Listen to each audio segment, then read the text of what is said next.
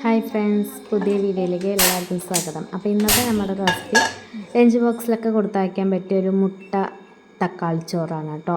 Egg tomato rice അടിപൊളിയാണ് taste. അപ്പോൾ അതിന് വേണ്ടിയിട്ട് ഇതൊരു പാൻ വെച്ചിട്ടുണ്ട്. അല്ലെങ്കിൽ ഒരു ടേബിൾ സ്പൂൺ നെയ്യ് ഒഴിച്ച് കൊടുത്ത് ഒരു ടേബിൾ സ്പൂണോളം വെളിച്ചെണ്ണയും കൂടി ഒഴിച്ച് കൊടുക്കുക കേട്ടോ. പിന്നെ നീളത്തിൽ കട്ട് ചെയ്ത് ഒരു സവാള കേട്ടോ, നല്ല കനം കുറച്ച് കട്ട് ചെയ്തിട്ട് വേണം ഇട്ട് കൊടുക്കാൻ.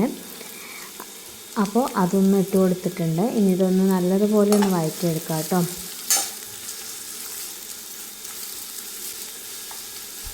കുട്ടികൾക്കും എല്ലാവർക്കും കൊടുത്തു വിടാൻ പറ്റും, നല്ല അടിപൊളിയാണ്. ഇനി ആവശ്യത്തിനുള്ള ഉപ്പും കൂടി ഇട്ട് കൊടുത്തിട്ടുണ്ട് കേട്ടോ.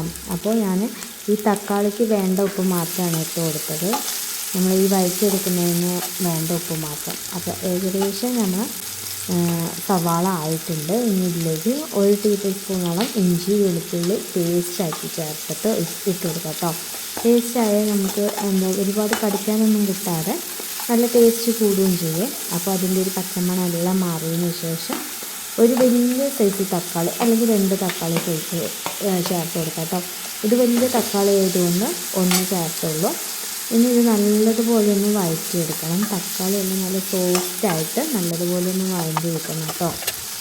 അപ്പോൾ അതിന് വേണ്ടി 2 മിനിറ്റ് മാറ്റി വെച്ചിട്ടുണ്ടായിരുന്നു.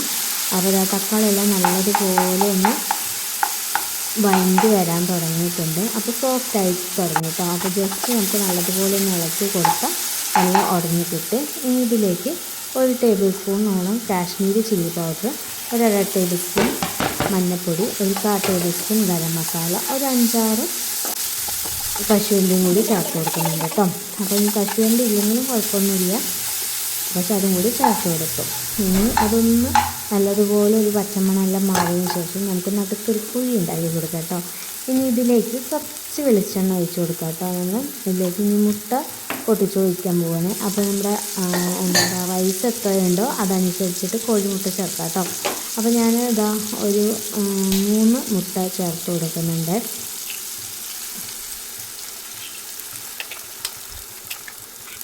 അപ്പോൾ 3 മുട്ടയും കൂടി ചേർത്തിട്ട് ഇനി ഇത് നല്ലതുപോലെ മസാലേൻ്റെ കൂടെ ഒന്ന് ഇളക്കിയെടുക്കുകയാണ് ചെയ്യുന്നത്. അപ്പോൾ 2 മിനിറ്റ് വെച്ചതിന് ശേഷം നല്ലതുപോലെ ഒന്ന് ഇളക്കിയെടുക്കുന്നുണ്ട് കേട്ടോ. നമുക്ക് കറിയൊന്നും ഇല്ലയെന്ന് വിചാരിച്ചാൽ പെട്ടെന്ന് ഇതുണ്ടാക്കി ഇതിൻ്റെ കൂടെ ആകുമ്പോൾ അടിപൊളിയാണ്. ഇനി ഇത് മസാലയും മുട്ടയും കൂടിയിട്ട് നല്ലതുപോലെ ഒന്ന് മിക്സാക്കി എടുക്കുക കേട്ടോ. നമ്മൾ എണ്ണയെല്ലാം പിരിഞ്ഞ് വന്ന് മുട്ടയും മസാലയും എല്ലാം കൂടി നല്ലപോലെ മിക്സായിട്ടുണ്ട്. ഇനി ഞാൻ വേവിച്ച് വെച്ച ബിരിയാണി റൈസാണ് കേട്ടോ ഞാൻ എടുത്തത്. എന്താ വെച്ചാൽ അതിൽ കുറച്ച് പട്ടയും ഗ്രാമ്പും ഇട്ടിട്ട് ഒന്ന് തിളപ്പിച്ചെടുത്തു. അപ്പോൾ നല്ലൊരു ഫ്ലേവറും കിട്ടും. ഇനി ഈ റൈസ് ഇതിലേക്ക് ഒന്ന് തട്ടി കൊടുക്കാം കേട്ടോ. തട്ടി കൊടുത്തതിന് ശേഷം നല്ലതുപോലെ ഒന്ന് മിക്സാക്കി എടുക്കാം. വളരെ ഈസിയാണ്, അടിപൊളി ടേസ്റ്റാണ് കേട്ടോ. നമുക്ക് വേറെ ഒരു കറിയും വേണ്ട, ഒരു അച്ചാറുണ്ടെങ്കിൽ മാത്രം മതിയും. അച്ചാറും വേണമെന്നൊന്നുമില്ല, പക്ഷേ ഒരു ആർഭാടത്തിന് വേണ്ടിയിട്ട് ഒരു അച്ചാറും കൂടി ഉണ്ടെങ്കിൽ അടിപൊളി ലഞ്ചാവും കേട്ടോ.